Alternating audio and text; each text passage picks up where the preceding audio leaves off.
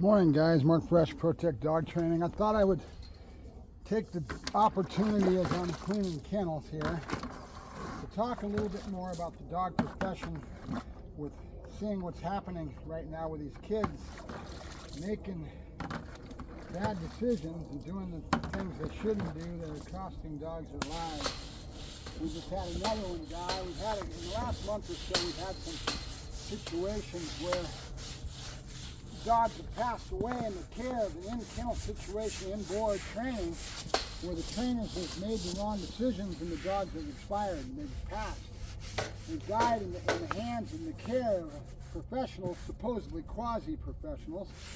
And I wanted to step in, and there's a lot of people piling on this thread that I'm talking about, where I saw it and people, one of my friends passed it to me as far as what's going on. And then I thought about it, and I said, should I make a comment? Should I say something? Reality and truth, it's not going to do any good to sit there and do what they're doing online now. This trainer's popping in saying why they're so much better than another person that made the wrong decision. And I'm not saying it's wrong, but what I do want to point out is one of my long-term, positions I've held for a long time. And for anybody that knows me well enough, you've been watching my videos, you probably heard me talk about it. My attitude about Puufta dog trainers hanging up a shingle is real common in our industry, because these kids can watch videos, get in with a club, have one dog, a really hot dog or whatever, and they're working the dog, and they start to feel that they can train dog. Most of the time, they're decoys out there at a club catching dogs. A decoy does not make you a trainer. And there's a huge world of expertise that's required in being a trainer at a training firm, where you take the dog in, the dog is either housed and boarded with you, and he's in your care. Okay, that gets into animal husbandry. How good are you at medical as far as being able to stay on top of the basic animal husbandry, right? One of those things is being aware of heat exhaustion. Heat is a killer. And it's, over the last few years, we've always got a story to tell about a dog that expires because of the heat. And so this person put the dog in a crate, which a lot of trainers are doing. They're stacking the dogs in their crate in their homes or in their location or where they're residing, and that's kind of how they make their money. And then they take the dogs out, go to the bathroom, work them, do all their stuff, and take care of them in that kind of an environment, in an inboard. I've got kennels that I've got set up, but I'm not Taj Mahal. And I've got, I'm a little rough around the edges, but it's a matter of my experience over the years that gives me an added edge, okay? So, animal husbandry, it boils down to how to take care of a dog in a daily sense to make the right decisions so you don't have situations that happen like this one, right? One of the big rules you always hear the most professionals will talk about is we don't leave our dogs in crates more than 3 or 4 hours. That's a general rule. There's times that you need to break it, but you need to be aware of what's going on. So, in my mind, when I look at these episodes and go back through what caused it, what negligence or not negligence, whatever, that caused the situation to happen. Okay, usually it's because these kids don't understand that they can't just make decisions willy-nilly and think everything's going to be good. You got to do what I do. I've had, 30, 40 years in the business. I can't deny that I've had situations. We all have, right? And I've made mistakes, but I've never had a dog die in my care. I've never had a major injury as far as an injury that's happened in my care either, because I'm pretty well on top of it. And I got raised by a mother that was really good with the horses, and it was animal husbandry I've learned on the farm. Cows, sheep, we used to have a friggin' pig farm, So that being the case, about every animal on God's green earth has been in my hands. I used to manage for a major pet store chain as well, right? So taking care of animals is something I'm a little bit better than most at. But at the same time, I'm not perfect, I'm human, right? And it boils down to the decisions that you make, right? When you don't think 3 steps ahead like I do, I always look at the worst case scenario, and I look at what could happen and how could it go sideways with me doing something like putting a dog in a crate and leaving, and it's a hot day. Right?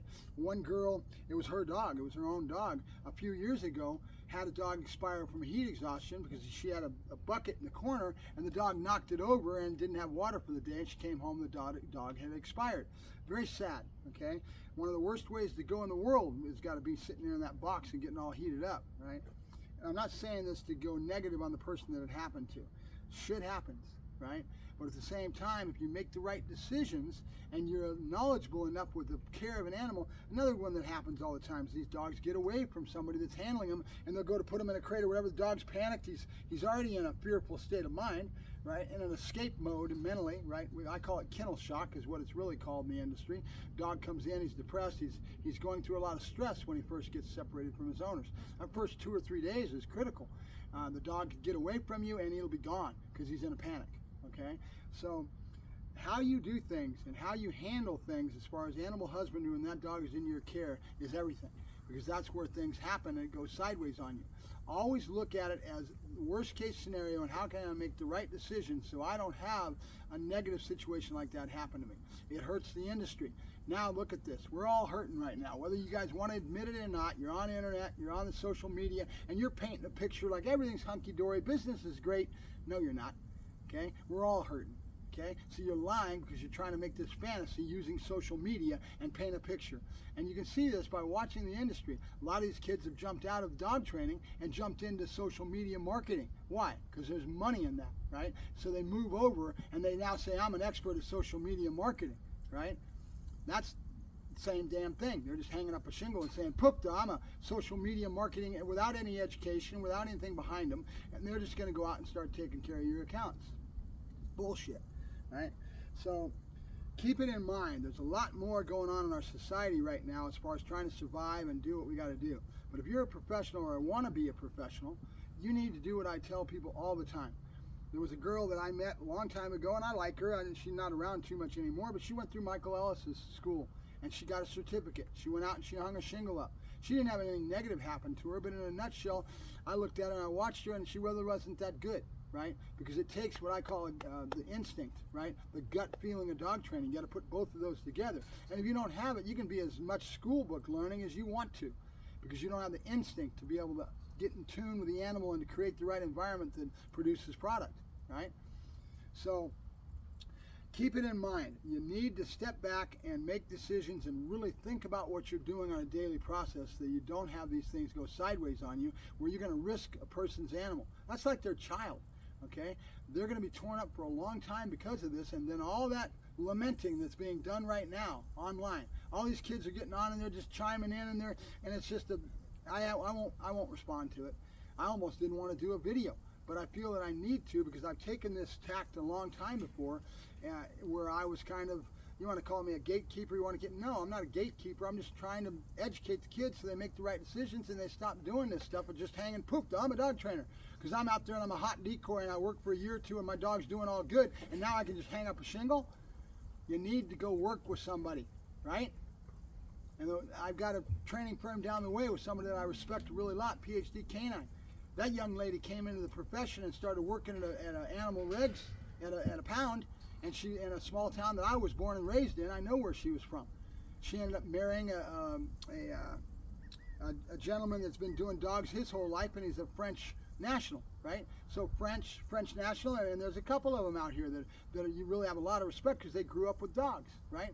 And so this gentleman grew up with dogs, and now he's transferred that knowledge to her, and they're a great team. They've got now a second business where they started the doggy daycare now. And it was off, they bought another one that was already built and the people were, struggling to survive, and they ended up selling it. So they bought that, and now they have that business as well as what they were running out of their home. So just keep it in mind. My whole philosophy is that you need to, like I said, that girl that got a certificate out of Michael Ellis's school, she would have been a lot better served to get her certificate, go through the school, and then use that to get hired by a training firm and work for them for 2 years. 2 years would be minimum for that apprenticeship, right? In the old days, that's what we did. For all you kids that are watching this, you have no clue. It used to be an unsaid rule that you went through trying to struggle towards getting your skills in your trade, your craft, whether it's a lawyer, a stockman, whatever, and you went through an apprentice program, and you learned and you grew and you got knowledgeable about the industry that you were going to go into. And everybody knew that they had to work for it to get to that point where they broke into that industry and became somebody that other people in their industry respected, and they were running a valid business and being able to give those services to the public in a general sense. We've got a problem. These kids are out here watching all these videos and they think they're all hot, going out there catching dogs for a year or so with one dog, and they think they're going, Puufta, I'm a dog trainer. How do you learn? What's the most important thing you can do to grow your skill as a dog trainer? Dogs under your belt. If you're working for somebody else and they'll teach you, guide you, and they'll start handing you dogs that and they're there to kind of help and guide you as you're working with this animal. They need the work done. They can't do it all themselves, but you'll learn and grow in that case, right? Pay your dues. Put the time in, guys. I lived up and down the California coast, sleeping in kennels. I did all kinds of things to make sure I kept growing, learning and growing. Living with Caesar, I'm living on his couch for a year or so, right? South Central. Why was I there? I was observing the pack. I was watching what he didn't have more knowledge than me, but I could learn so much by just being in that environment. So I did it. I was there sleeping on a couch. Life was real rough, but I was there for the knowledge. Learning and observing by watching that pack, osmosis, picking it up. How do I answer the phone? How do I deal with a customer? Class structure, all that is going to be given to you when you work for somebody else, right? You work for somebody else long enough and you'll pick up those skills, and pretty soon you're going to have everything you need to be a good trainer, and you'll have a lot less accidents if you do. That's the problem. These kids don't have a friggin' clue. They think they do. They go, Puufta, I'm a dog trainer. They create their own little image. They have no friggin' clue. And it's frustrating. From somebody like me that's been doing it for 30, 40 years and my livelihood is spent in my industry, I care about it, right? I don't want to see you guys have these mistakes.